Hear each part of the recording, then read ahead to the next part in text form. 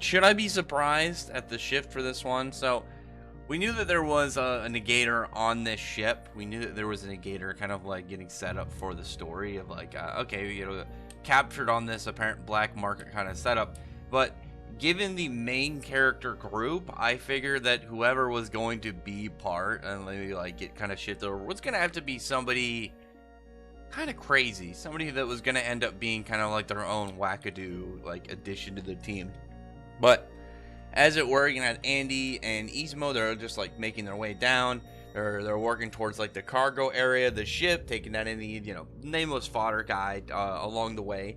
And down in that ship, you see a guy who's like sneaking out, and he gets confronted by like one of the guards, and he goes to get ready to like shoot him. And I guess like there's like a small flashback. This guy Chikara, and it's like him just doing stuff with his friends, like messing around, just having some dude back and forth, nothing kind of too crazy. And after that point, because there's one of the things is like when they talk to him, he can understand them, but when he talks to them, they can't understand him, because everybody's that isn't a negator, obviously with the whole language thing, they all are in reality speaking English without realizing it. So this dude Chikara, who still speaks Japanese, he's seeing it and he's hearing it in his ear of like something that just translates into his brain, but when he speaks Japanese to them, they can't understand it. So there was a little bit of kind of like situation going on with them, and it's definitely an easier setup right now in the world if you have like stuff like this of people just all of a sudden not really understanding each other based off of like things like this, like, oh yeah, just the general language issues that just popped up overnight. Yeah, it's gonna because this person's a negator and they are a target now. Unfortunately, it looks like it's gonna be much easier for any of these guys to go after them. But after that point, like this dude gets captured, he gets taken on the ship. There's a bunch of weirdo monsters and stuff in there, and I guess his power is as long as he's standing still, he can kind of like hold somebody in place. That's a okay power. I figured after finding that out, we weren't very unlikely we're gonna get this guy in the main crew, especially when there's only one seat available. Like if they have like some form of like junior league, or they kind of have just we already know they have assistants, so these guys I guess join the assistants. I don't know if they can because this guy's a negator, but like if they does, I could see that just kind of being like a support guy, but not really obviously being one of the members of the round table. But he's coming in, he's and it doesn't really get anywhere. But after that point, you have this new guy, the dude with the eye patch, kind of like go up and talk to him. He's actually really tall, and I know that this other dude is like a middle or high school student or something, but like this eye patch dude has to be at least like he has to be at least 6 foot if I had to guess, just because he looks like a solid foot taller than this dude or something. He looks really tall.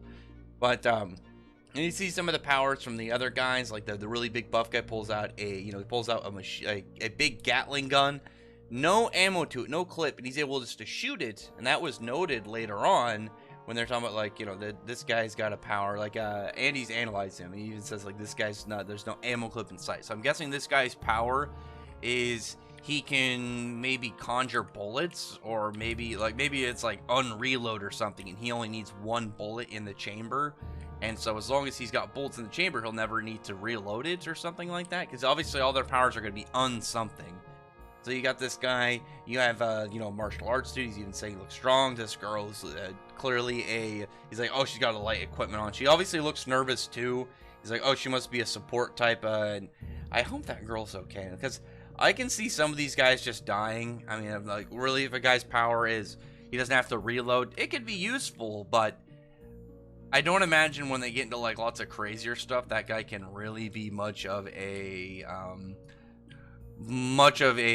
use in this, like much of an addition to kind of like any form of large scale plot. And the girl, I don't know what her power is. I do hope that nothing bad happens to her. She looks like she's nice, but after that point, like you have this guy go in and slash Andy's throat, and just do some damage to him. And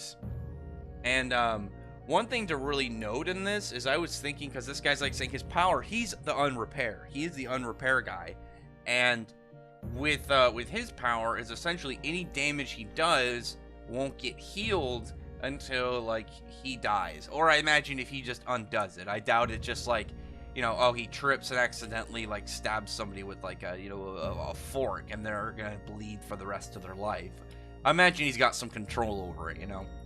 But I was thinking like, oh, maybe he'll counter Andy, like if he can just do damage to him, but not really, because when it really goes like, I thought about it immediately after, because Andy's power isn't regeneration, he's an undead. Regeneration is part of it, because even if you cut off his head, and they like he's fine because he's pretty much a zombie. So really, all this would do to Andy is just like cause constant blood splurts, and that's really it. Like he can cut him up, but I don't really see like how much Andy's really. Maybe if he cuts off Andy's head, he won't regenerate from it. I don't know. I'm trying to figure out like how exactly like it would work with like Andy's setup. Like, and plus like, I mean, I don't think it would work against Victor. We already saw like certain powers that don't work as well against Victor and his higher level of regeneration and whatnot. But I'm very interested to see how that goes. You know, and just going to shelf while this guy thinks he's got it all under control. Izumo just cuts off Andy's head, and Andy's just like, you know, his head just kind of like goes and then just regrows, shoots up at like a rocket style, you know, bloody headbutt, and just, you know, knocks the dude down. And obviously not out of the fight. I'm wondering what other capabilities he's got with his unrepair. Like, you know, is he going to be able to do some weird effect on himself?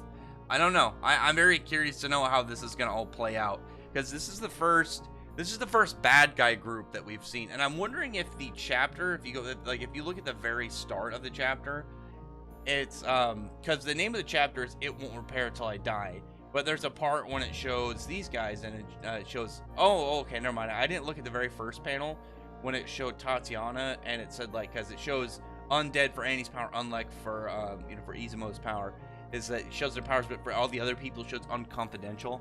I thought that was going to be the name of the group. I was like, that's actually kind of cool. Maybe they want to, maybe it's like, because, you know, they're secret. It's not some for other people. Or I guess, no, unconfidential. Oh my god, I'm forgetting my security levels. Irrelevant to this right now. But as it were, I was hoping maybe they could get it revealed. But we got to wait a little bit for that.